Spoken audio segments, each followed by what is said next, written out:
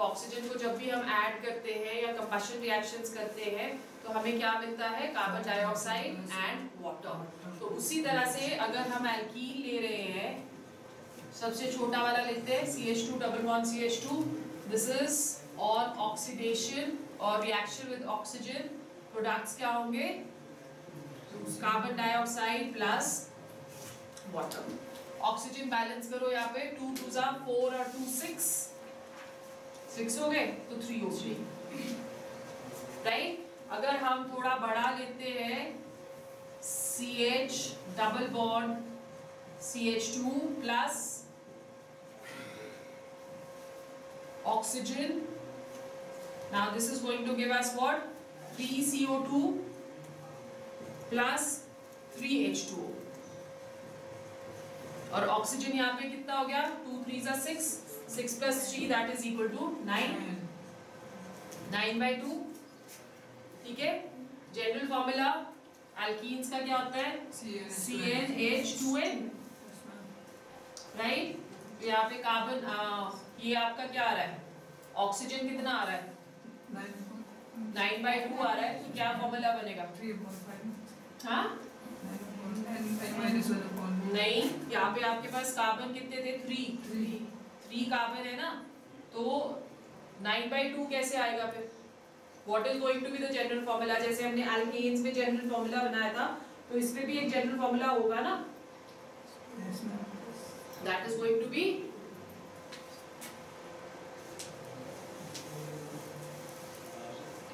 (3n/2) O2 to give NCO2 plus NH2, ठीक है। ये आ गया आपके पास Cn, 3 कार्बन एटम्स, 3 3 हो गया 9 डिवाइडेड बाय 2, यही आ रहा है यहाँ पे, और वहाँ पे NCO2, 3CO2 और 3H2। And क्या number of oxygen, number of carbon atoms, N is the number of carbon atoms, ठीक है। तो ये जनरल फॉर्मूला हम यूज कर सकते हैं। सेकेंड जो ऑक्सीडेशन होती है that is with a strong oxidising agent, potassium permanganate KMnO4। Potassium permanganate के साथ जब हम करते हैं तो हम रिएक्शन करते हैं इन प्रेजेंस ऑफ वाटर, तो हमारे पास डाइओल बनता है, H2 double bond CH2 plus H2O plus O2, reaction takes place in presence of alkaline KMnO4। alkaline का मतलब हम alkali के अंदर उसको डिसॉल्व कर रहे हैं, जैसे सोडियम हाइड्रोक्साइड हो गया, ठीक है। सो हमारे पास एक डाइओल आ जाता है CH2OH and CH2OH, राइट। अगर यही रिएक्शन एक बड़ी एल्कीन के साथ करें, CH3CH double bond CH2, again reaction is going to take place in presence of water, oxygen, alkaline KMnO4 to give us CH3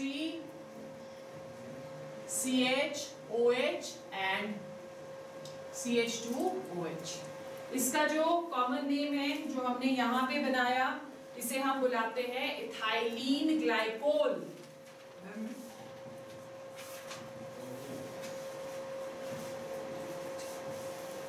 ethylene glycol, ठीक है।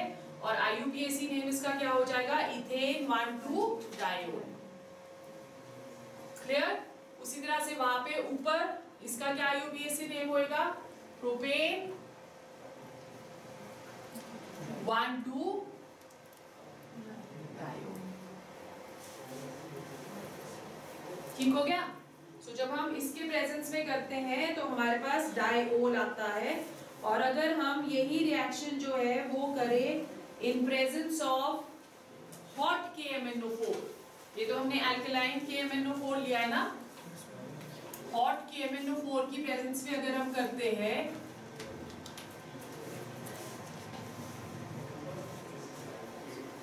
तो हमें एसिड मिलती है। जैसे फॉर एग्जांपल अगर हमारे पास है CH3CH डबल बॉन्ड CH2, तो क्लीवेज ऑफ द बॉन्ड यहां से होगा, इस साइड भी ऑक्सीजन ऐड होगी और इस साइड भी ऑक्सीजन ऐड होगी, एक एसिड ये बनेगा और एक एसिड ये बनेगा.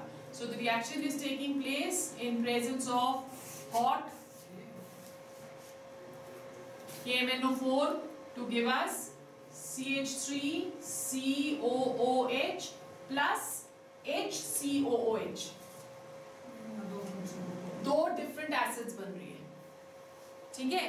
अब अगर सपोज हम यहाँ पे कंपाउंड चेंज कर देते हैं, हमारे पास है CH3 CH double bond CH CH3, right.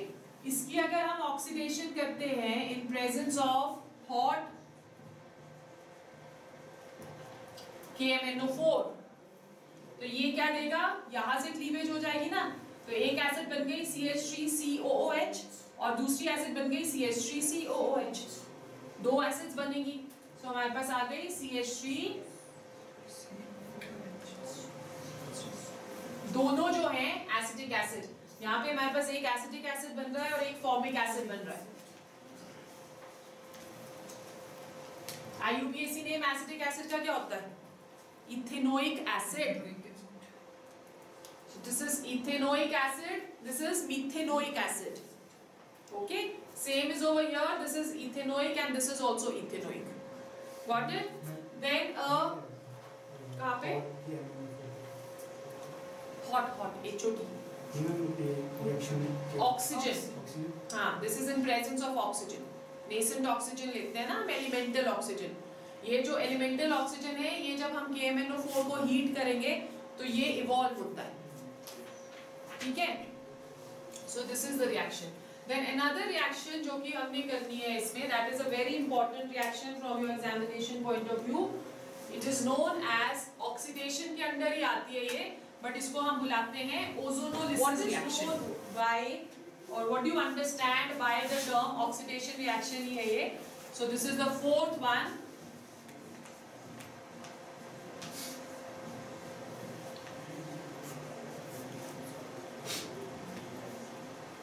Ozonolysis. Ozonolysis is addition of ozone. ठीक है. एडिशन ऑफ ओजोन कैसे होता है? अगर सपोज हमारे पास CH2 डबल बॉन्ड CH2 है, राइट. हम ओजोन ऐड कर रहे हैं, तो ओजोन ऐड करना है तो 3 atoms of oxygen will be added. एक जो ऑक्सीजन है, आप सपोज करो कि एक घर है, तो एक ऑक्सीजन इसमें से घर की छत बना रहा है. ठीक है. और दो ऑक्सीजन जो है वो कंबाइन करके फ्लोर बना रहे हैं. बचपन में घर ऐसे ही बनाते होते थे ना, जब भी ड्राइंग करते थे, तो उसमें ये नहीं है. बाकी देखो ऐसे ही बन रहा है पूरा, है ना. सो ये घर की तरह बन जाता है, एक रूफ पे चला जाएगा और 2 फ्लोर पे आ जाते हैं. फिर उसके बाद हम हाइड्रोलिसिस इसकी करते हैं. हाइड्रोलिसिस का मतलब फ्लड आ गया, पानी डाला हमने, फ्लड आ गया, तो इसकी दीवारें जो हैं टूट जाएंगी. ये वाली दीवार भी टूट गई और ये वाली दीवार भी टूट गई. तो हमारे पास क्या बन गया?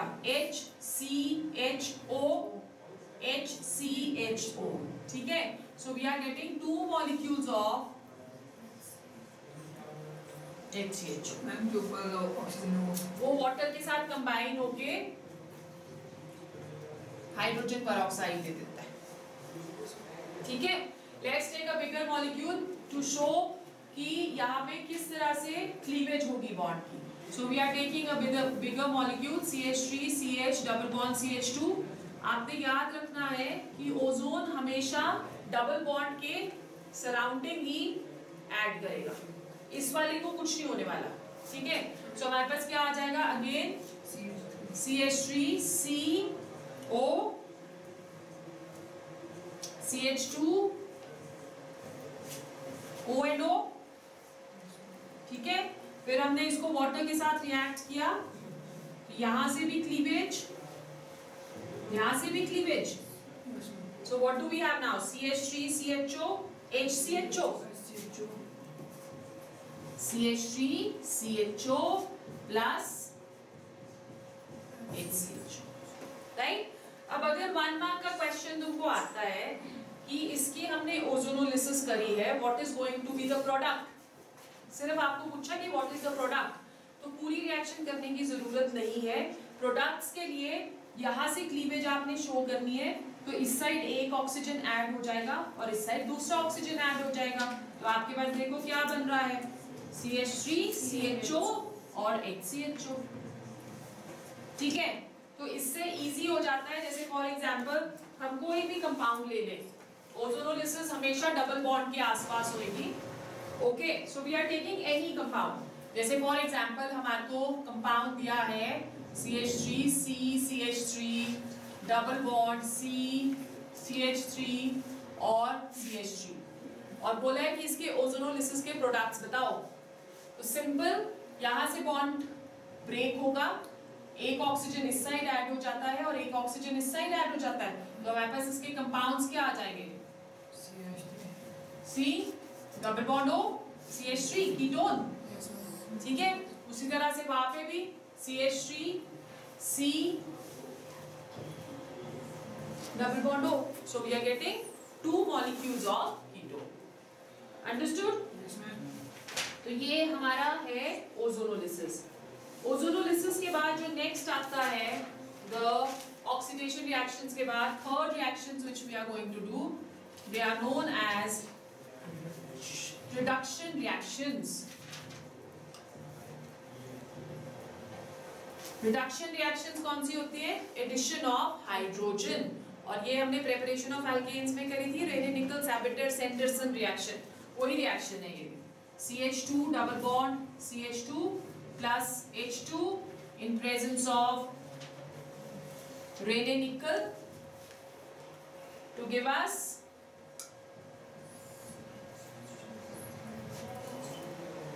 CH3 and CH3. ठीक है, so this is the Sabitter-Sanderson reaction. The next kind of reaction which this undergoes, they are known as polymerization reactions. The fourth reaction, polymerization. Polymerization की सारी reactions हमने इसमें नहीं करनी, हम सिर्फ एक reaction जो आपके syllabus में है, that is formation of polythene. Polythene is जो bags आपके होते हैं, plastic bags, वो जो पॉलीथीन होता है, तो उसमें हम इथीन की पॉलीमराइजेशन करते हैं। पॉलीमर का मतलब होता है कि बहुत सारे छोटे मॉलिक्यूल्स को कंबाइन करके एक बड़ा मॉलिक्यूल बनाना, that is known as polymerisation. Okay, अब यहाँ पे n मॉलिक्यूल्स ऑफ इथीन जो है वो पॉलीमराइज करेंगे to give us a chain polymer.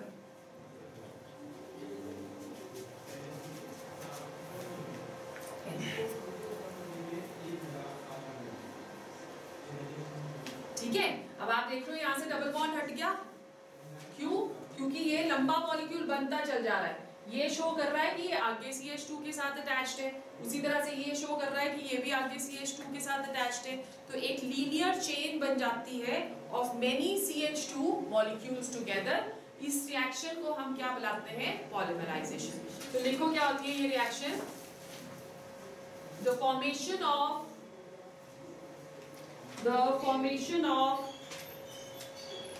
bigger molecules,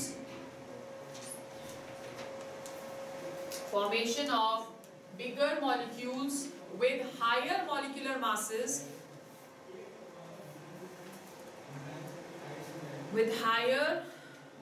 masses, from smaller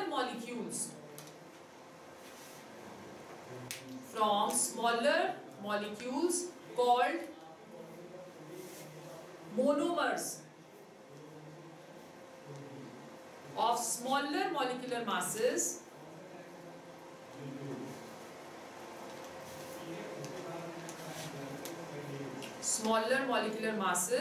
is called polymerization.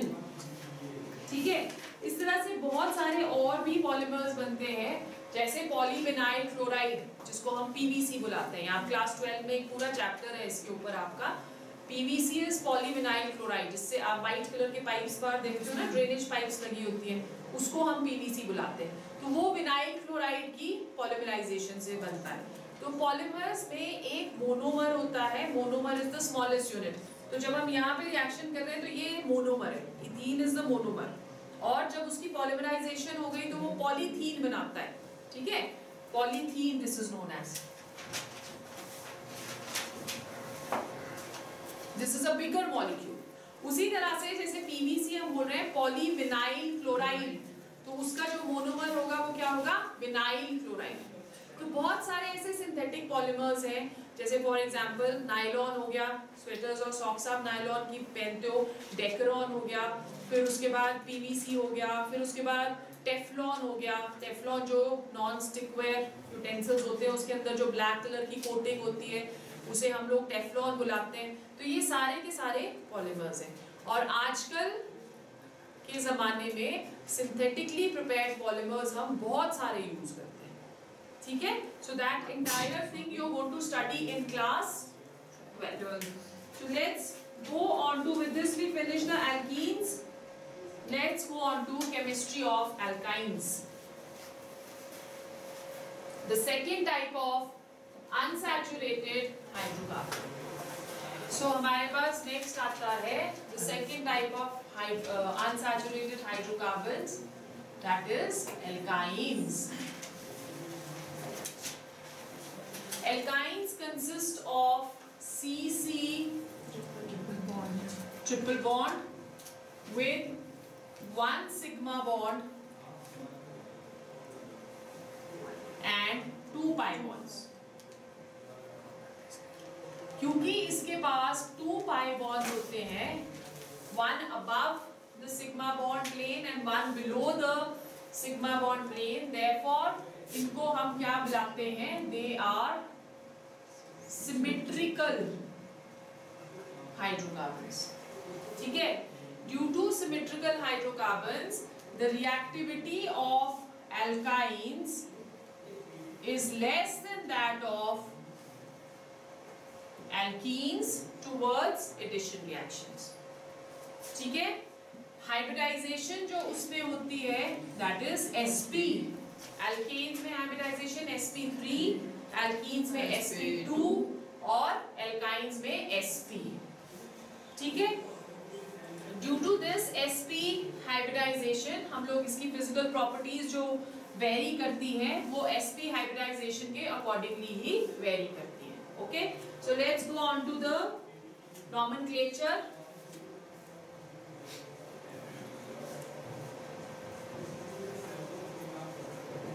किस तरह से हम नेम करते हैं, हम प्रीफिक्स लगाते हैं आइन, right.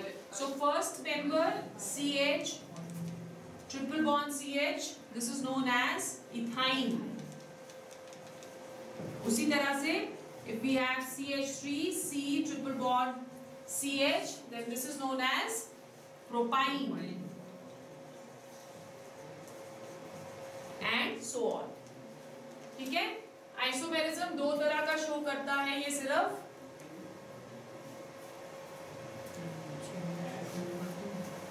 the first one that is known as what, chain isomerism,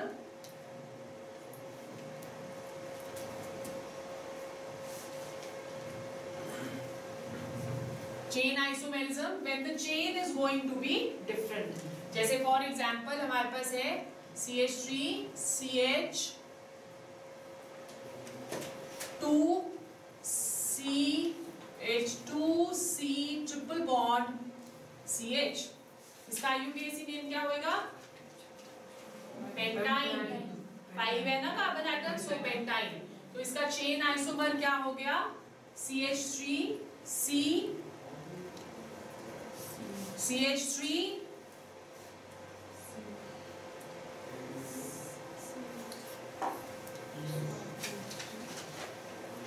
C triple bond CH, इसका IUPAC नेम क्या होगा, 3 मिथाइल ब्यूटाइन, ठीक है, 3 methyl butyne. Second type of isomerism position isomerism show करेगा, जहां पे position of the triple bond changes, जैसे for example अगर हमारे पास है CH3 CH2 C triple bond CH, this is known as butyne, और इसका पोजीशन आइसोमर क्या हो गया, CH3 C triple bond C CH3 but 2-ine। Okay, यहाँ पे क्या था, ब्यूटाइन फर्स्ट पोजीशन पे है ट्रिपल बॉन्ड, और यहाँ पे ट्रिपल बॉन्ड की पोजीशन चेंज हो गई, सेकेंड पोजीशन पे चला गया, this is going to be but 2-ine। तो this is known as position isomerism. Then we go on to methods of preparation.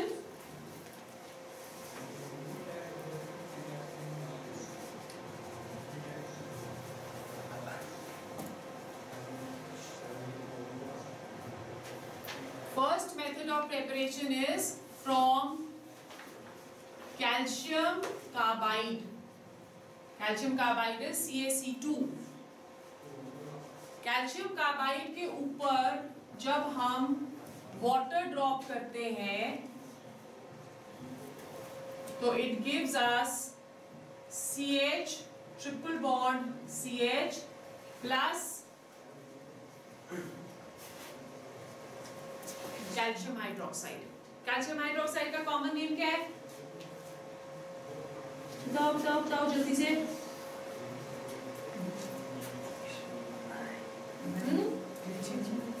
Slaked lime.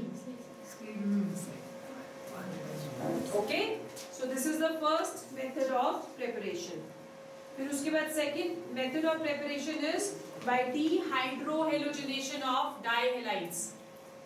काफी तक इसके reactions alkenes के साथ ही मैच करते हैं methods of preparation.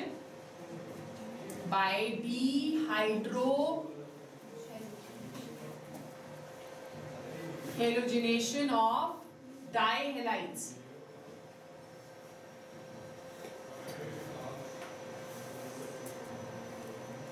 ठीक है, डाइहलाइड्स का मतलब क्या हुआ, हमारे पास है CH3 C Br H C Br CH3 and H. What is going to be the IUPAC name? 2,3-dibromobutane, right? इसको जब हम अल्कोहलिक OH के साथ रिएक्ट करते हैं तो बीटा एलिमिनेशन होगी,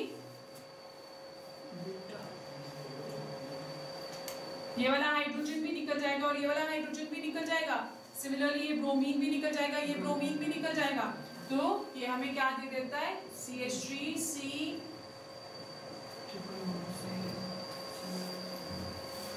ब्यूट 2-ine। बीटा एलिमिनेशन है ये कि नहीं है,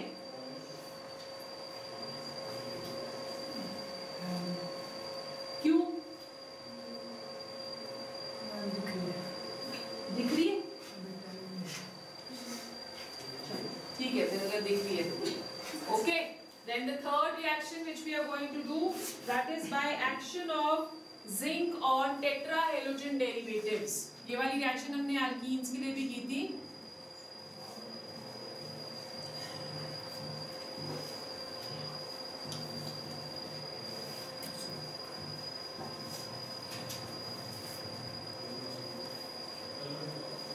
टेट्राहेलोजन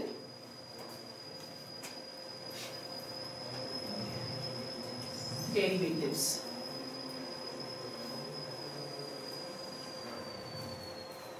ठीक है। टेट्राहेलोजन डेरिवेटिव्स मतलब कि अगर हमारे पास है CH3 C Br Br C Br and CH3, right. अगर ये रिएक्शन है तो हम इसको जिंक के साथ रिएक्ट करें तो हमारे पास क्या आ जाएगा, CH3 C triple bond C CH3 plus ZnBr2। Okay, so this reaction क्योंकि इसमें सिर्फ हेलोजन ही रिमूव हो रहा है तो इसलिए हम इसको क्या बुलाते हैं, डीहेलोजिनेशन रिएक्शन।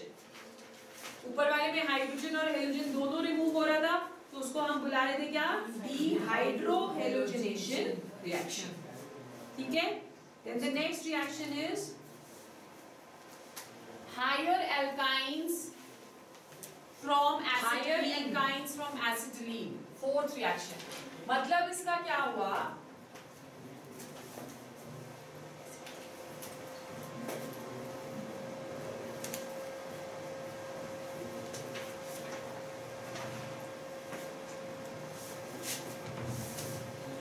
इसका मतलब ये होता है कि हम छोटे एल्काइन से बड़े एल्काइंस बनाते हैं। जैसे अगर हमारे पास एक एल्काइन है जिसके पास 2 नंबर ऑफ कार्बन एटम्स है, तो हम एक एल्काइन बना सकते हैं जिसके पास 3 नंबर ऑफ कार्बन एटम्स है। तो इसको हम जनरली रिएक्शन को अपग्रेडेशन रिएक्शन बोलते हैं। जब हम कम नंबर ऑफ कार्बन एटम से higher number of carbon atoms की तरफ को जाएंगे तो इसे हम क्या बुलाएंगे, it is known as upgradation reaction. Okay, so upgradation reaction के लिए हम इसको सोडा अमाइड के साथ रिएक्ट करते हैं। सोडा अमाइड इज व्हाट, ये देखो अगर हमारे पास एसिटिलीन है,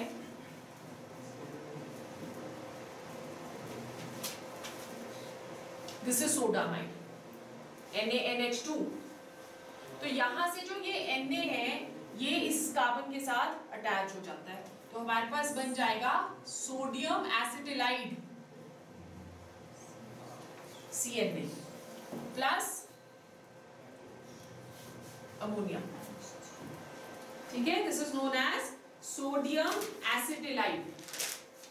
अब इसको हम जो सोडियम एसिटिलाइड है इसमें से अब हमको क्या करना है, हमें सोडियम को रिमूव करना है और एक और कार्बन एटम लगाना है।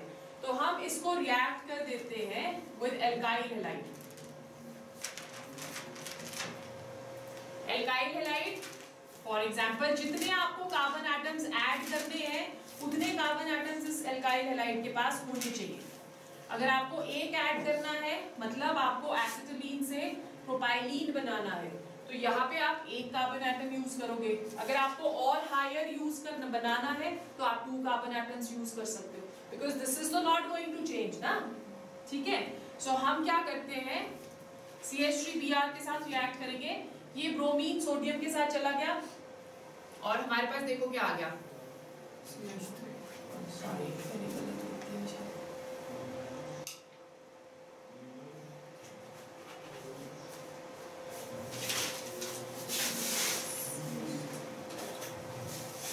अब देखो अभी इसकी वैलेंसीज गड़बड़ हो गई थी यहाँ पे, CH triple bond CNA।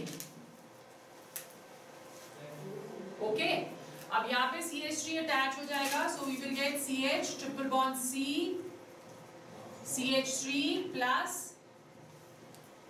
NaBr। यहाँ पे वैलेंसीज करेक्ट कर लेना, यहाँ वैलेंसीज मैंने गड़बड़ कर दी थी। ठीक है, सो हमारे पास अब क्या आ गया, प्रोपाइलीन या IUPAC नेम क्या होता है, प्रोपाइन। ठीक है, क्लियर हो गया। ओके, अब इस पे एक चीज याद रखनी है आपने कि ये रिएक्शन तभी पॉसिबल है अगर ट्रिपल बॉन्ड टर्मिनल पोजीशन पे प्रेजेंट है। टर्मिनल पोजीशन मतलब कि अगर हमारे पास है CH3 CH triple bond CH, तो ये वाला जो है propyne, this can undergo this reaction. But अगर हमारे पास है CH3 C triple bond C CH3, तो यहाँ पे जो टर्मिनल ग्रुप है this is at the triple bond is at the non terminal position, तो यहाँ पे ये वाली रिएक्शन अंडरगो नहीं करेगा। ठीक है, वही अंडरगो करेंगे जिसपे ट्रिपल बॉन्ड जो है वो टर्मिनल पोजीशन पे आता है। इसमें फिर ब्यूटाइन में कौन सा रिएक्ट करेगा, ब्यूट2आइन अंडरगो नहीं करेगा ये रिएक्शन, पर ब्यूटाइन करेगा। ब्यूटाइन का मतलब CH3 C H2 C triple bond CH, this can undergo this reaction. Have you understood? So ये आपने याद रखना है। Then the next reaction, that is Kolb's electrolysis. The next reaction, fifth one, from Kolb's electrolysis. Okay? अगर आपको याद है तो जब हमने एल्केन्स प्रिपेयर किए थे तो एल्केन्स में हमने एसिटेट सॉल्ट लिया था, है ना, उसकी इलेक्ट्रोलिसिस करी थी। फिर जब हमने एल्कीन्स प्रिपेयर किए तो हमने सक्सिनेट लिया। अब हमने फ्यूमरेट लेना है। फ्यूमरेट का मतलब क्या होता है कि you already have a double bond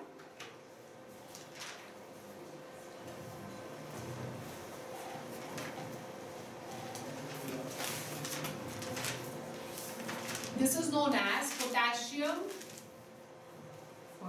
fumarate. Fumaric acid से इसको हम डिराइव करते हैं.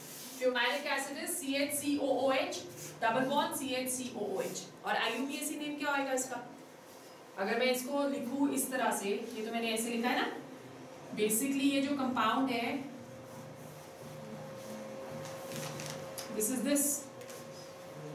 ज्योमेट्रिकल आइसोमेरिज्म भी करा है हमने इसका. कौन सा ये सिस की ट्रांस? मेलिक एसिड और फ्यूमैरिक एसिड किया था ज्योमेट्रिकल आइसोमेरिज्म. ट्रांस.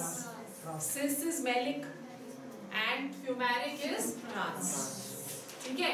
तो इसका IUPAC नेम क्या होगा? 1 2 3 4 ब्यूट 2E14 डाइओइक एसिड. ठीक है. अब जब हम इसकी इलेक्ट्रोलिसिस करते हैं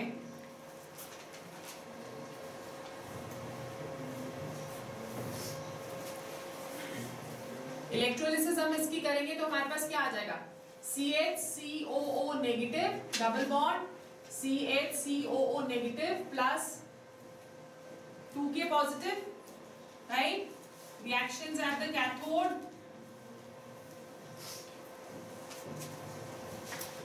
कैथोड पे रिडक्शन रिएक्शन होती है तो 2K positive plus 2 electrons to give potassium, right? But at the same time water भी प्रेजेंट है. ये रिएक्शन हाइड्रोजन के साथ भी होगी और ऑलरेडी हम इस रिएक्शन को डिस्कस कर चुके हैं कि ये वाली रिएक्शन नहीं होती है. Hydrogen is liberated at the cathode. ठीक है. और एनोड पे oxidation reaction. Oxidation is loss of electrons. So we have CHCOO negative double bond negative minus 2 electrons to give CH triple bond CH plus 2 carbon dioxide.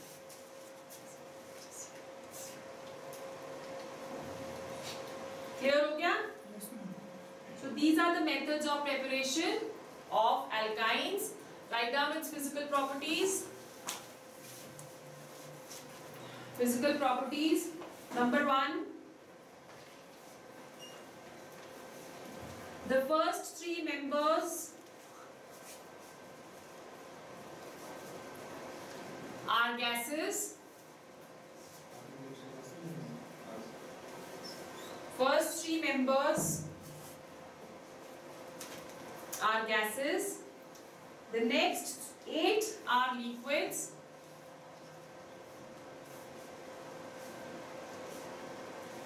Next 8 are liquids and the higher ones are solids.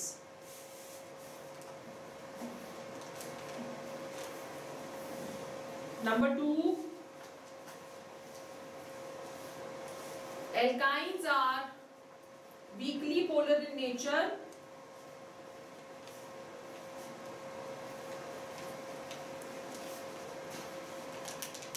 Due to which they are not soluble in water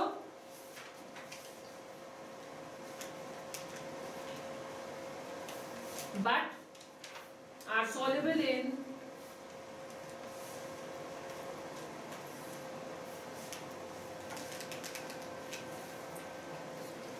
organic solvents. But are soluble in organic solvents. Number 3, boiling points. They have higher boiling points. They have higher boiling points as compared to alkanes and alkenes.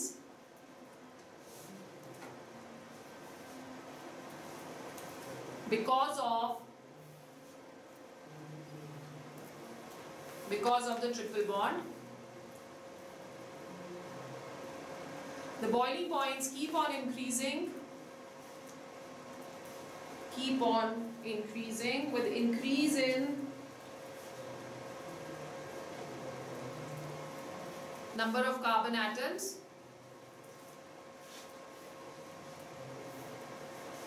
Due to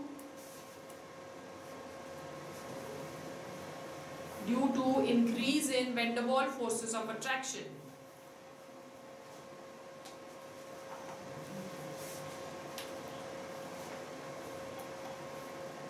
Due to van der Waals forces of attraction.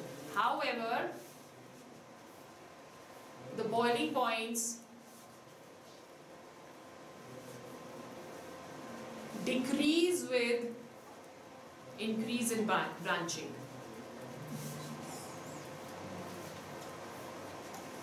ठीक है? Now in the next lecture हम लोग क्या करेंगे? Chemical properties of alkynes and aromatic hydrocarbons.